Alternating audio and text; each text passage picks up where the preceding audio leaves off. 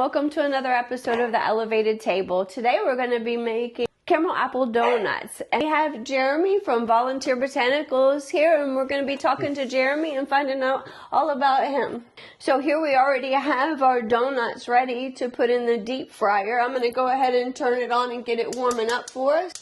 We added 3.5 cups of flour. We did butter, salt, sugar, some eggs, and a lot of yeast, more than I've probably ever used in a single recipe. So let's see how they come out. Here we go. We're getting our donuts into the fryer. It's still a little cool.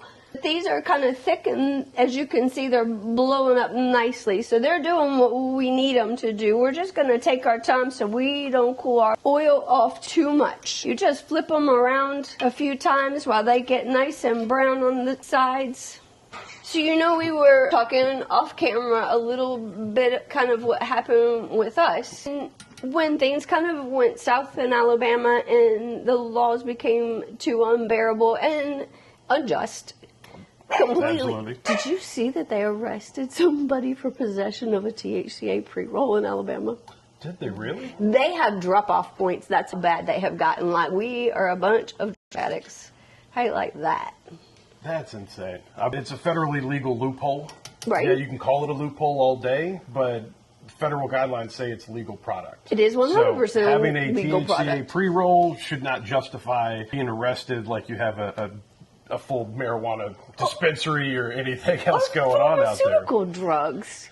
Yeah. It's a pre-roll. We have problems with fentanyl in this country, just killing thousands of people every year, and more people getting hooked on it. And it's because they don't have alternatives. And what we're doing in the United States is banning the legal products so that they have control. There is some control. There's an opportunity to regulate, and they're just turning it all back over to the black market. It's terrifyingly stupid. It's never worked. Prohibition has never worked. We have so many cases and evidence to prove that prohibition has never been a viable option. You can't really legislate morality like that. And when you have adults that are trying to consume alternative substances, where the government says tobacco and alcohol are perfectly safe and fine, but when you talk about cannabis in any form, we're not okay with that. Yeah, we're not okay with that. We're starting to see the shift now that, especially the big alcohol companies and distributors and all of these giant conglomerates that own all of the liquor side, they're seeing their sales start to dip because Gen Z is not drinking like any other generation in the past. Well, you know that cannabis overtook alcohol sales nationally for the first time ever.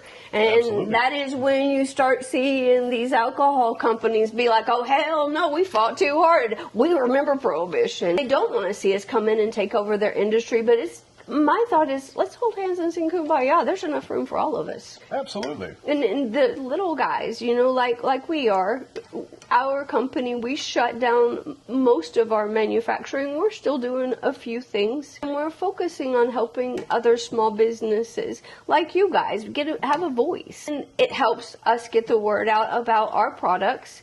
But the main goal is to be a collaborative community, to help each other. I just really want to know all about what you personally are doing with Volunteer Botanicals. Yeah, no, I want to start off by saying I appreciate what you guys are doing here so much, and I can't stress the importance of being surrounded by amazing people. And you absolutely have amazing people surrounding you. So I know for a fact, you guys are going to go far, and you guys are absolutely going to kill it. So absolutely subscribe. Do that right now. This is just the beginning. We're going to do some amazing things. Yes. But yeah, specifically more about what I do with Volunteer is I've been in the hemp industry with a couple of other companies for the past 3 years now. Made a lot of relationships in the hemp industry, met a lot of amazing people. So what other type of roles have you held most recently, besides what you're doing right now, that you feel kind of led you to where you are now? Everything in life has kind of brought me to exactly where I am now. I had done a little bit of sales, and I was in the culinary industry for about a decade. Somebody told me you're a chocolatier. I am. I did a little bit of chocolatiering. I went to culinary school right out of high school. Went to Johnson & Wales in North Carolina, which was a fantastic experience. Unfortunately, my loans kind of fell through, and it was right after the 09 crash, so ended up moving back home, helping out family, and it just kind of shifted away from the culinary side. I got more into sales, and had, an amazing sales career that took me all over the country. I lived up in New York for a couple of years as a district manager for a sales company. Then I had a back injury back in 2021 and ended up having surgery in 22. Had a pinched sciatic nerve and some nerve damage that went along with that. Kind of pain I wouldn't wish on anybody. I couldn't walk for a little while, and it was really the hemp industry was just getting kind of bigger in Knoxville where I was living at the time, and I was able to go to shops and get these products that were the only things that helped me. Doctors like to throw opioids and anything they can at you. I got very blessed. I just don't enjoy opiates. I understand that is a very strong pull for a lot of people, and I'm just grateful I didn't get that bug in me, but I've watched it happen with so many people that it is a basic injury that starts you on that path that takes you down. That takes you down that road, and it's devastating. I've lost very close friends to opioids. It's like bringing a bazooka to a gunfight or a gun to a knife fight. You're overkilling with all of the different things that could help, which is there's plenty of natural remedies, there's botanical ingredients. But you know what? The pharmaceutical industries don't pay good for those, The pharmaceutical drugs, it's the narcotics that they make money off of. And, they don't make money off cures. No, it makes you way more money to treat symptoms. And so the biggest things is I noticed how much these just cannabis in general was helping me with my pain and helping me sleep at night, where that was very difficult with you just get shooting pain down your leg. I mean, it just keeps you up for days on end, and it's not something I would wish on anybody. What do I know? And I absolutely understand. I know exactly what you're talking about on that, and I feel for you wholeheartedly. Because that is not a fun experience. No. And that's where I really started getting back into, after I had my surgery, ended up moving back home with my family, kind of helped me get through my recovery, rehab, kind of get back on my feet. And that's where I started in the cannabis industry. And I was actually going to move to St. Louis, where I've got some family, and we were going to try to get me a job at a dispensary or something else, just kind of get my foot in the door. Right. That didn't work out as quickly as I needed it to, so I ended up looking, I didn't put two and two together that, I actually could do something with cannabis here in the state of Tennessee. So when I started looking, it was actually a small company called Southern Sugar Leaf. I know them. Yep. Chris was a fantastic guy. Unfortunately, he did shut it down. He did. Shortly after I started, I believe, beginning of June, late May, early June of the year you shut it down. And it was just the economics. As everybody else was flooding the market, it was just kind of hard to keep up with a singular option of just chocolate bars, and we had some gummies, but those were outsourced as well. So kind of had to shift gears, just going in, talking to shops, seeing what they are interested in, what's selling, what's not, and a lot of just education, because there's not really been a solid educational source for any of these cannabinoids. 100%. And there's so much misinformation out there. I was recently told somebody truly believes that THC and CBD will cause autism if you smoke before the age of 25. As someone that is on the spectrum, and I was diagnosed in 8th grade, I was quite offended by that. I'm extremely offended by that. But it's also not necessarily this person's fault for believing that, because there's so much misinformation out there. Nobody really knows what's true, and I'm fearful that we're living in an age of AI and everything else, that it's going to be difficult to know what's true, what's not, what are facts. How do you know who to believe or what to believe? Exactly. I mean, believe me if you want. I don't know what I'm talking about half the time. Help me be the best that I can be. There's nothing more that I would ever need. That is heavenly. How is it? You got the perfect little crunch on the outside, soft dough on the inside, and the apples and caramel are spot on. Absolutely perfect. Thank you. This is worth a cheat day. All day, Probably every 6 day, huh? days a week.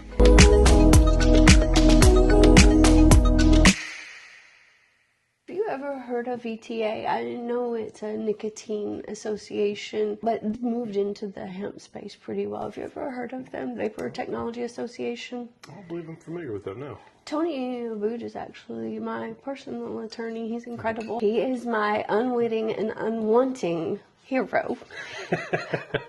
He does not want to be my hero, but I have no qualms whatsoever playing on his sympathy, and God bless him if he won't say yes, his wife does, because she's amazing. It's like, don't make me call Kelly Tony. But Tony has been involved in a legal battle. He represented us in Alabama and got the win, and then the appeal happened. But in the process of all of this, I've learned so much on the legal part of it. And Tony was able to get a meeting with Donald Trump. He got to fly in Donald Trump's personal jet to Mar-a-Lago, sat down with him and had a conversation. And he put on True Social as soon as Tony left, he was going to say vaping. We also know that he's quietly been looking into the hemp laws and cannabis banking, and he's asking a lot of questions. And so I have written an executive order, just as an example of one, and I know that in a million years that wouldn't go through, but it's a jumping off place. Absolutely, starting a conversation. Yes, and I have written 2 open letters to him, and according to Grok, the first one was shared several thousand times. Fantastic. I'm getting traction, and I'm saying the right things, and I'm fighting to get his attention so damn hard. And what's funny is I noticed today when I posted on Facebook, in VTA's talking about small business, and that was the whole open letter. I was like, you thief, you thief. As long as the messaging is getting out there. And he carried it forward. And I Absolutely. think that's incredible. I really think that we have some momentum behind us. I think this patchwork of state laws, and even now we're getting into municipalities doing stuff, and it's like, how as a manufacturer do you ever know, can I sell it to this person or not? Following the hemp laws and regulations, just on a state-by-state basis, has definitely kept me busy. It's a regulatory nightmare. It is. And every state, for a while there, seemingly every week, had a brand new idea and way to regulate and what they're going to do, who's going to enforce, and then they just change that on a dime. So being in the industry and seeing so many people in the industry, it's a struggle. You don't know if your doors have to shut next week. Right. How do you plan? That's devastating for anybody. And if you can't plan, you can't succeed. And really. I mean, that's employee retention. How do you keep your employees when you can't tell them next week they're going to have a job? Exactly. And there's so many different places that I've been just in the past month talking about all the new regulations that are happening here in Tennessee, where we're moving it from the Department of Ag into the ABC and essentially giving liquor wholesalers and liquor stores basically the same ability to sell these products as a hemp shop. And I don't care that they have the ability to sell it, but ABC Board has no business regulating hemp. It's the stupidest idea I've ever heard in my entire life. They don't like us because we are their competition, and they will just buy us out or cut us completely out. And if there were a way, and there is, because look at the beer industry, we have microbreweries and we have Budweisers. Absolutely. They're all required to adhere to the same regulations. They're just tailored to what they're doing. Exactly. And the hemp industry and the vape industry could be exactly the same if Trump would just keep his fucking word. Keep your word, Donald Trump. Come on her podcast. Yes, right come now. talk to me. Let's have a I would love conversation. to see that. I kind of wanted to start with is, January, we're all facing no more manufacturing here for many, many, many products. How is Volunteer Botanicals facing that? We are already compliant with the vast majority of the regulations for next year. I have any Delta 9 here with me now, but we keep it at a 5%, and we're allowed to ship that to a manufacturer. So that is a brewery, a beverage manufacturer, anybody like that has a license to actually produce these products, which I believe is called the supplier license next year. So it'll be the 3 tiers: supplier, the wholesaler, and the retailer. The same 3-tier system that alcohol works on. Just learning a lot about that in this process, it's pretty wild. There are a lot of additional things that are holding alcohol back. As simple as it's illegal to sell it at lower than 5% above wholesale costs. It's just across the board, which makes sense. You want to have, buy one, get one on Jack Daniels and, Everclear, that people are going in and just loading up on too much. So there's some safety ones there that I definitely agree with. None of those trade practices apply to the cannabinoid drinks. And the way that they've kind of carved this out is we're getting rid of flour and THCP and anything over the 15 milligrams per serving, 20 servings per container. You can get really up to 300 milligrams per container, whether that's gummies or a chocolate bar or whatever that looks like, as long as it's in child-resistant packaging, labeled appropriately, and sold behind the counter at any 21 and up establishment that is also licensed by that retailer license. We're seeing liquor stores are crushing some of these drinks where they have the 5s and the 10s. They're selling out like crazy, and always new partners coming in, new brands popping up. But even that part gets slowed down next year because you have to register every SKU with the state for the $300 fee, and that then has to go through a wholesaler. And I don't know if you're familiar with the stipulations to become a wholesaler under this bill. It is quite intense. So you have to have $750,000 of liquid cash or line of credit. We'll also accept a bond. What we're seeing is anybody that is going to be a distributor is likely already a liquor distributor now. You'll see the big companies in Tennessee, they are already carrying these products, and they're going to continue to carry these products. But that also means they are the ones picking all of the products that are allowed to be sold in Tennessee. Right. Because there will be no direct to consumer, there will be no direct to store or retailer. Everything has to pass through that. Making sure that retailers are doing their part. There should be some on-premise training for, just like there is for alcohol. Where if you're serving beer or wine or liquor, you do have to go through an ABC course. So we're hopefully going to be partnering with them to kind of help educate them on these practices. Volunteer Botanicals has been around for 8 years in this. We've done probably more testing than any other company that I know of. We've spent hundreds of thousands of dollars on testing. Everything from a gene expression study that we were kind of discussing a little bit earlier, and we test multiple times throughout our processing because our tech is coming from the pharmaceutical side. So it's the same type of technology that is used in like Imodium liquids, like Pepto-Bismol, things like that. We're applying that to take these crude inputs like CBD or THC, lion's mane, cordyceps, L-theanine, all of these botanical inputs that are all vastly different. We try to make this as easy as possible for the actual user, which is the beverage manufacturer in most cases. If you've ever made Kool-Aid, you're more than qualified to use our ingredients. Nice. So actually, if we get a glass of water, I can show exactly how easy this is. Yeah, so to kind of show what we can do is, so I have some CBG, which is the mother of all cannabinoids for people that don't know that. This is what every single cannabinoid starts off as.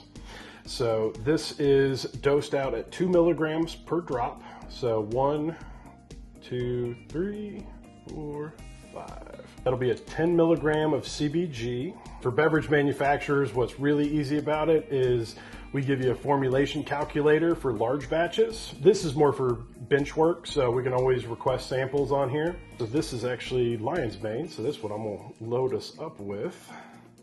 So this dropper pulls about 0.5 milliliter at a time, and I'm gonna put in about 100 milligrams of lion's mane. I'm also going to put in some L-theanine, nice little amino acid to calm down a little bit and takes the edge off of caffeine. It's naturally derived from green tea leaves. We also have cordyceps, which, like I said, is very similar with lion's mane, but more for muscular endurance, and helps with ATP production. So that especially when combined with the CBG, has like superpowers when it comes to inflammation. But this is how easy it is to build up a brand new stack.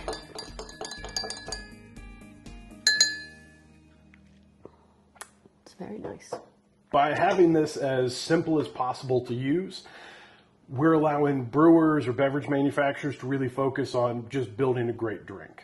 A lot of these drinks out on the market were just the first ones out on the market. And you rush the process, it doesn't always taste the best if that's not your first and foremost thought. So we're giving the ability to simplify the process and think about it so that they don't have to. Well, you know, I do my own nano emulsions for Delta 9, and I really did have to learn so much about flavor and masking, but I still find drinks to be one of the most difficult to blend. I can cook anything. I can put any tincture together you want me to. I make salves, bombs, all kinds of really cool stuff. But drinks have always been such a huge challenge for me. And it is for a lot of people. It really did, and it took us years of R&D research to really figure out this is the easiest way.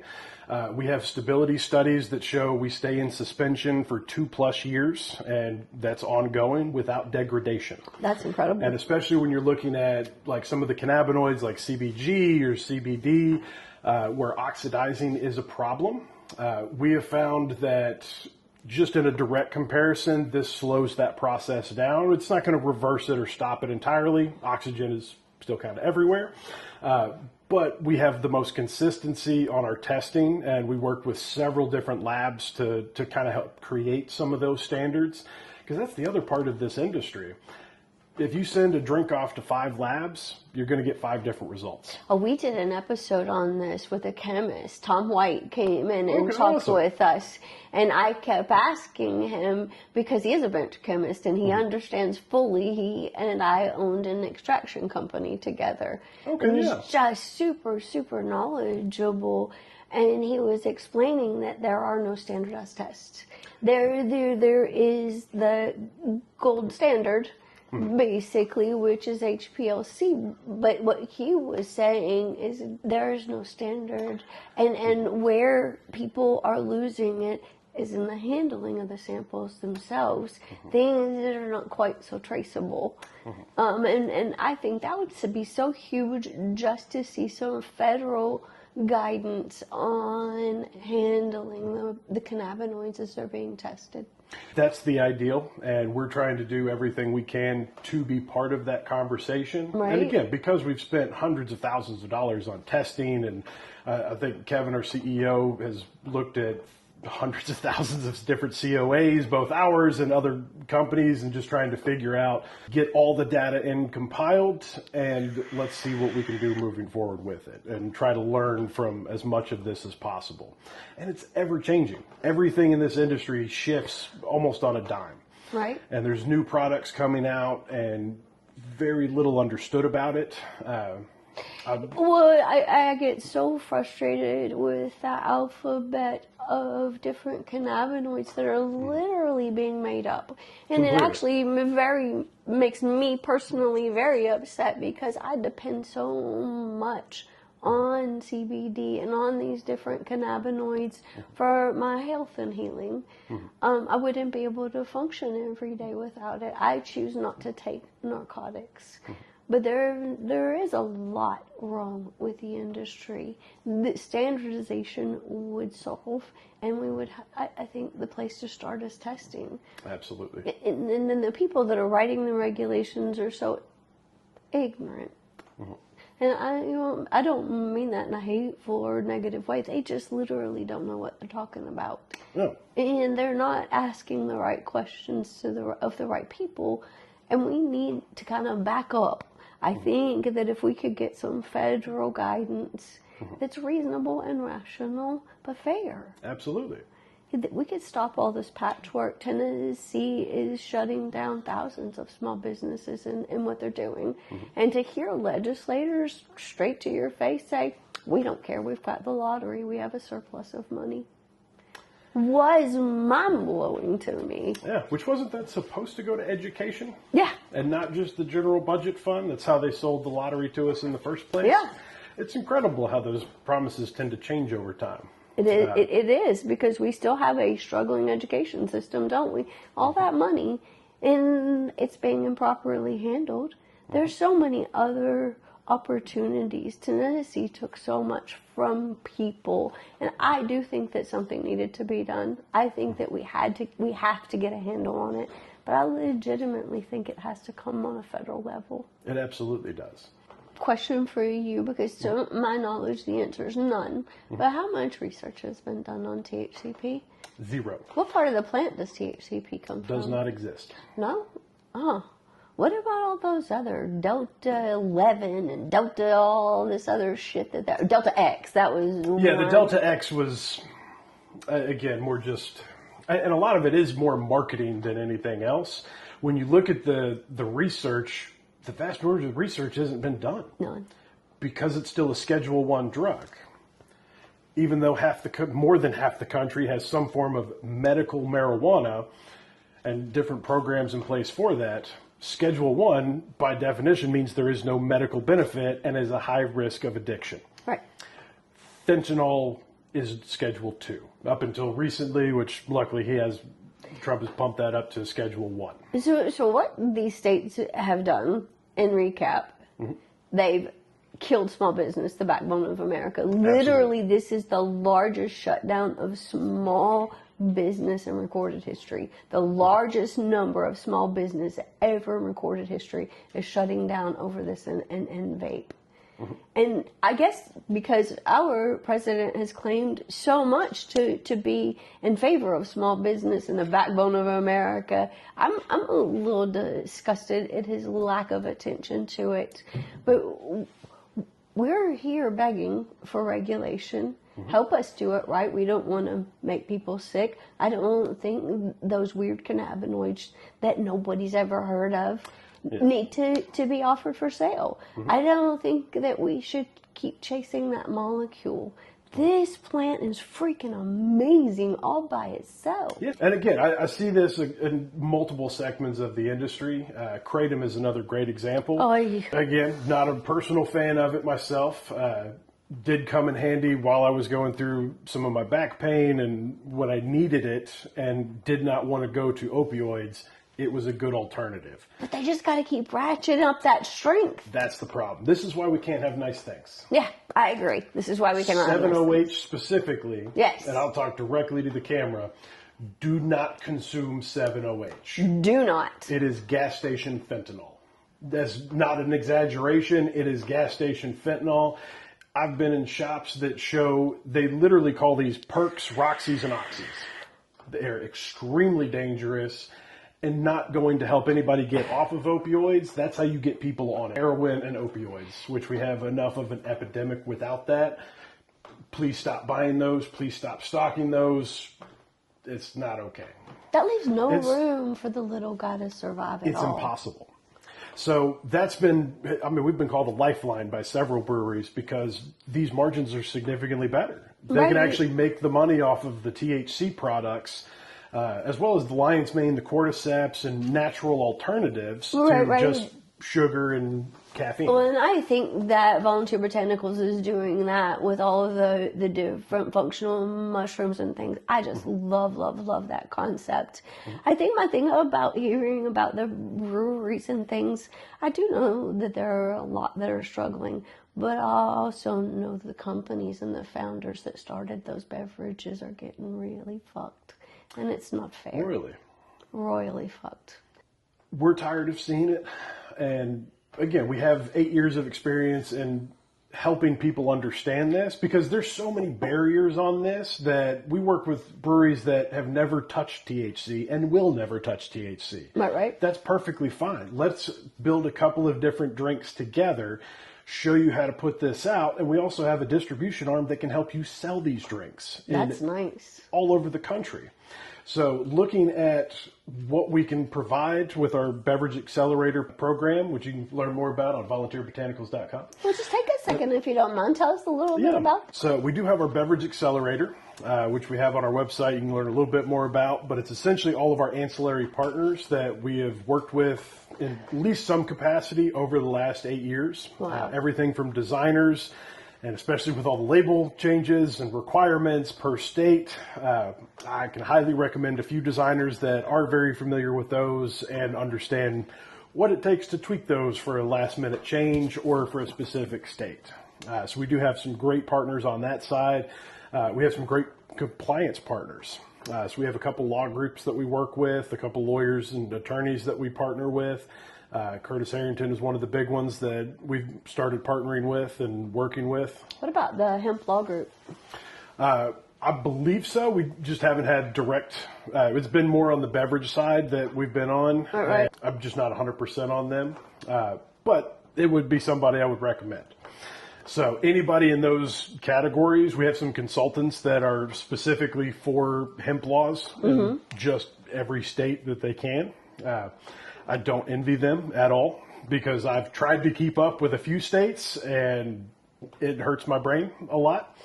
Everybody has their own different standards and regulations, what you can, what you can't do, dosage requirements, container requirements. And now we're moving into municipalities. And it's going to get even more specific. So we do have some fantastic people on compliance side that we can recommend.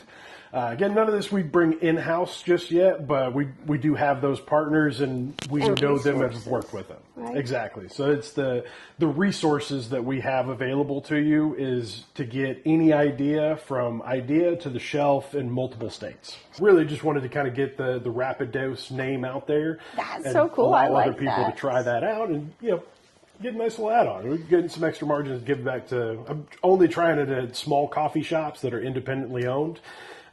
Just to kind of give them a leg up and, hey, we got some extra cool things that, the mushroom coffees I'm seeing absolutely everywhere with the Everyday Dose and Rise and Mud Water. Definitely get a kick out of listening to people describe how they work and really just seeing the solutions that we've been able to provide for a lot of different breweries and beverage manufacturers, utilizing these alternative drinks because the NA space is booming. Right now it's, I believe it was 2025, by the end of this year, is be $30 billion in the NA space alone. Wow. And that's all coming from breweries and other beverage manufacturers that's non-alcohol, but some type of function. Right. And if you look at Grandview Research Project predicts $1.62 trillion by 2030.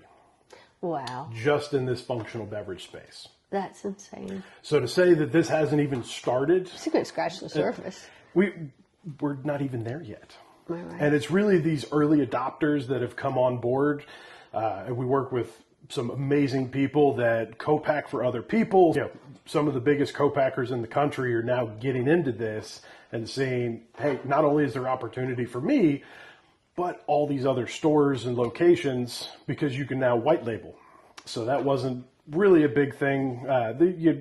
Picking your own wines and maybe bourbons and liquor stores. Mm-hmm. But to go out and say, hey, I'd like to get a local brewery to custom make me a drink for my shop and put my name on it and all that, that's still a very real possibility. Then they sit down and, all right, let's have the bigger conversation.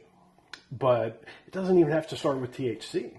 It can literally be a Lion's Mane lemonade or Lion's Mane seltzer that you can put on tap. You can give your patronage an alternative to alcohol and an alternative to anything intoxicating. Right. And you can just have the DD drinking a Lion's Mane seltzer that gives them a nice little boost up, helps them focus. It's not going to harm them in any way, and it's not intoxicating. So you have more alternatives for more patronage.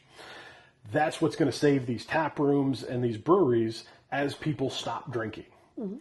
The government just posted a warning. I just saw this about 2 days ago. Warning, I believe it was 11 states in the Southeast, including Tennessee, not to consume alcohol today because of the heat index. When the government has to tell you, don't drink alcohol, You've know been it's kind of downtown serious. Nashville. So. Yeah, you're going to get a lot that are going to drink extra this weekend. Oh, yeah. So it's not always the best thing to have the government tell you what is and isn't good. Right. When we're very capable of making those decisions for ourselves. So it sounds like Volunteer Botanicals has some really exciting things on the horizon. Is there any other projects you wanted to talk with us about? So we do actually have a couple of drink projects that we're working on currently. We have our Inner Wild series, which we're going to be launching hopefully by the end of next month. So we'll say September because delays happen.